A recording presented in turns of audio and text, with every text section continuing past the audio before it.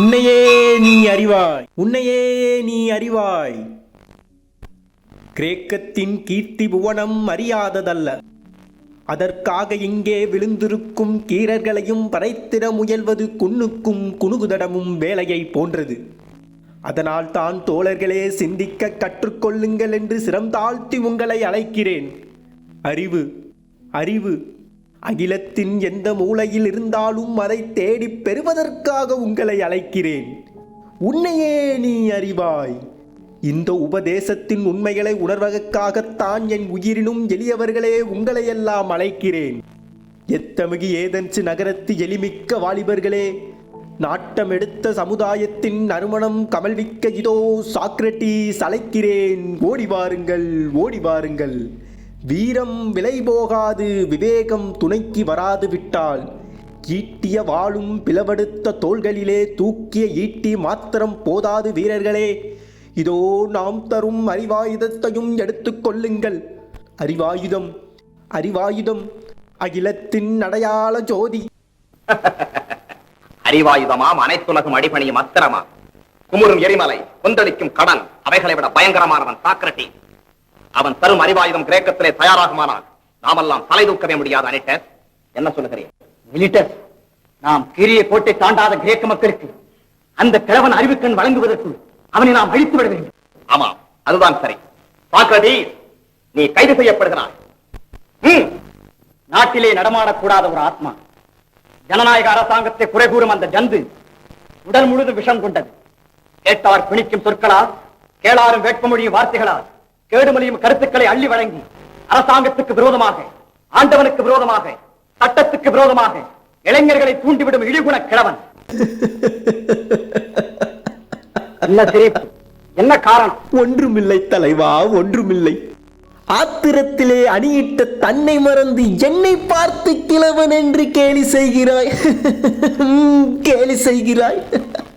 அதை நினைத்தேன், சிரித்தேன். கடல் நுரை போல் நரைத்து விட்ட தலை எனக்கும் அணியிட்டதற்கும் இல்லையா சபையோர்களே? என்ன அணியிட்டர், உண்மைதானே? சாக்ரட்டீஸ், வழக்கும் விசாரணையும் உங்கள் இருவரின் தலையை பற்றி அல்ல, அதை ஞாபகப்படுத்த விரும்புகிறேன். மிகவும் நன்றி மெல்லிட்டஸ், மிகவும் நன்றி.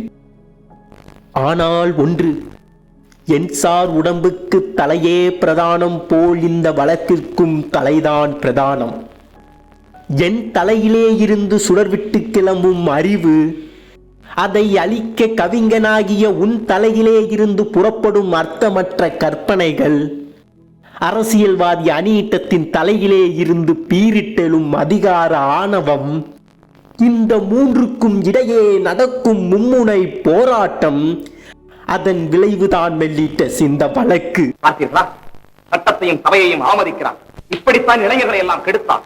ஒரு கிழவன் எப்படியப்பா இளைஞர்களை கெடுக்க முடியும்? நான் என்ன வாலிபருக்கு வலை வீசும் விலைமாதா, பருவ விருந்தளிக்கும் பாதையா? மாதரிடம் இல்லாத மயக்கு மொழி, வாலிபருக்கு வலை வீசும் மனிதையரும் பெற்றிடாத வசீகர சொல்லலங்காரம், வார்த்தை ஜாலம், அடுக்கு தொடர், இப்படி பல மாயங்கள் கற்றவர் நீர். மந்திரவாதி என்று கூட சொல்லுவாய்.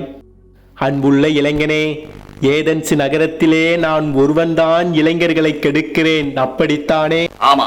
நீர் கெடுக்கவில்லை? இல்லை. அனிட்டர்ஸ்? இல்லை. கித்திலேஜென்ட்? இல்லை. இந்த நீதிபதி? இல்லை.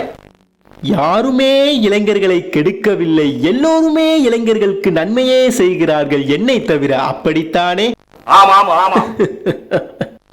அத்தனை பேரும் ஏன் ஏதென்சு நகரமே இளைஞர்களை திருத்தும் போது நான் ஒருவன் எப்படியப்பா அவர்களுடைய பாதையை திருப்ப முடியும்? ஒரு குடம் பாலுக்கு ஒரு துளி விஷம்.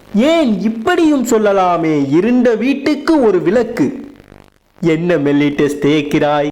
சபையோர்களே, வாலிபர்கள் என்னை சுற்றி வானம் பாடிகள் போல வட்டமிட காரணம் என்னுடைய வார்த்தை அலங்காரம் அல்ல, களம்புரையா கருத்துக்கள், தரம்புரையா கொள்கைகள், இந்த தரணிக்கு தேவையான தங்க நிற எண்ணங்கள்.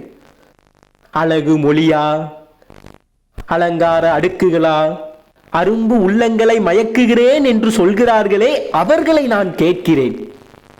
அந்த மொழி எனக்கு மட்டும் சொந்தமல்லவே. அவர்கள் அதை பேசக்கூடாது என்று நான் தடை போட்டது கிடையாதே. பேசி பார்க்கட்டுமே அவர்களும். ஆம், பேசி போற்றவர்கள், பேசி போற்றவர்கள்.